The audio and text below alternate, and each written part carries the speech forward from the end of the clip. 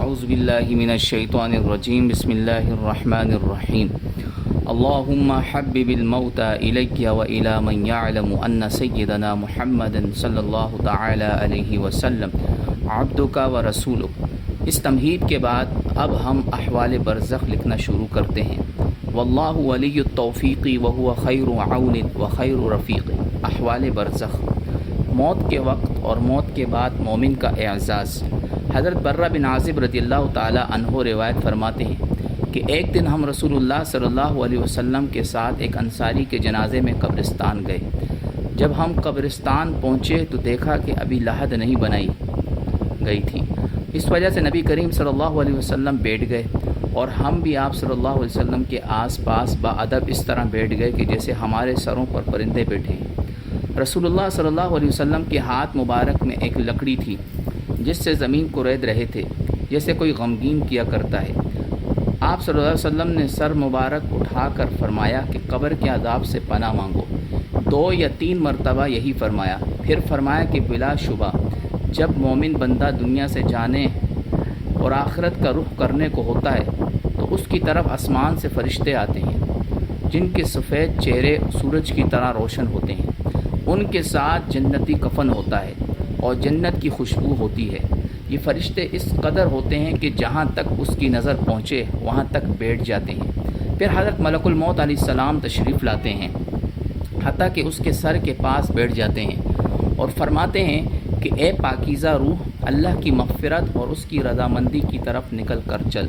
چنانچہ اس کی روح اس طرح سہولت سے نکل آتی ہے جیسے مشکیزے میں سے پانی کا قطرہ بہتا ہوا باہر آ جاتا ہے۔ بس اسے حضرت ملک الموت علیہ السلام لے لیتے ہیں۔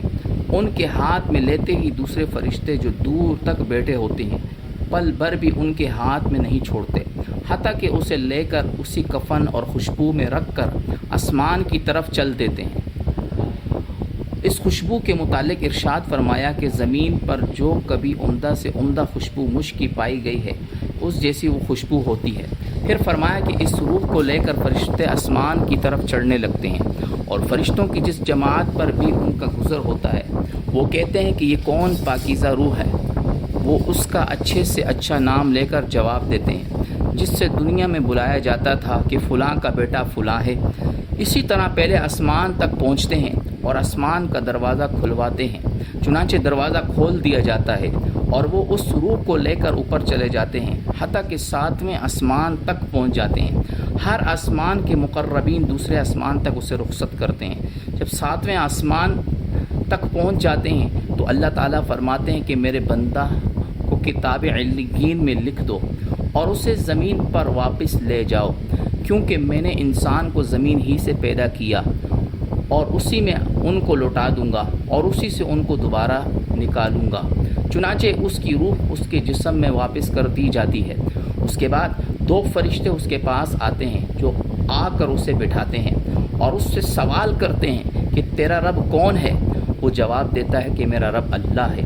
پھر اس سے پوچھتے ہیں کہ تیرا دین کیا ہے؟ وہ جواب دیتا ہے کہ میرا دین اسلام ہے۔ پھر اس سے پوچھتے ہیں کہ یہ کون صاحب ہے جو تمہارے اندر بھیجے گئے؟ وہ کہتا ہے کہ وہ اللہ کے رسول صلی اللہ علیہ وسلم ہے۔ پھر اس سے دریافت کرتے ہیں کہ تیرا عمل کیا ہے؟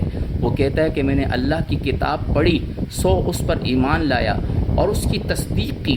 اس کے بعد ایک منادی آسمان سے آواز دیتا ہے جو اللہ کا منادی ہوتا ہے کہ میرے بندے نے سچ کہا، سو اس کے لیے جنت کے بچھونے بچھا دو، اس کو جنت کے کپڑے پہنا دو، اس کے لیے جنت کی طرف دروازہ کھول دو۔ چنانچہ جنت کی طرف دروازہ کھول دیا جاتا ہے جس کے ذریعے جنت کا آرام اور خوشبو آتی رہتی ہے اور اس کی قبر اتنی کشادہ کر دی جاتی ہے کہ جہاں تک اس کی نظر پہنچے۔ اس کے بعد نہایت خوبصورت چہرے والا، بہترین لباس والا اور پاکیزہ خوشبو والا ایک شخص اس کے پاس آ کر کہتا ہے کہ خوشی کی چیزوں کی بشارت سن لے، یہ تیرا وہ دن ہے کہ جس کا تجھ سے وعدہ کیا جاتا تھا۔